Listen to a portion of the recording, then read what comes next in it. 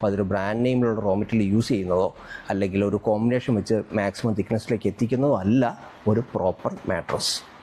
ഇപ്പോൾ ചില mattress manufacturers അവരുടെ മാട്രസ് മാനുഫാക്ചറിങ്ങിൻ്റെ വ്ളോഗിങ് വീഡിയോസ് ഇട്ട് വരാറുണ്ട്. അപ്പോൾ അതിനകത്ത് അവർ പറയുന്ന ചില കാര്യങ്ങൾ ഇങ്ങനെയാണ്: നമ്മൾ യൂസ് ചെയ്യുന്ന റോ മെറ്റീരിയൽ ഫേമസ് ആയിട്ടുള്ള ചില ബ്രാൻഡ്സിൻ്റെ ആണെന്ന് പറയുക. അപ്പോൾ ആ ബ്രാൻഡ്സിൻ്റെ റെപ്യൂട്ടേഷനാണ് അവർ ഗെയിൻ ചെയ്യുന്നത്. പക്ഷേ മനസ്സിലാക്കേണ്ട ഒരു കാര്യം, ഇതുപോലത്തെ ബ്രാൻഡ്സുകൾക്ക് ഡിഫറെൻറ്റ് ക്വാളിറ്റിയിലും ഡിഫറെൻറ്റ് റേറ്റ്സിലുള്ള ഇഷ്ടംപോലെ റോ മെറ്റീരിയലുണ്ട്.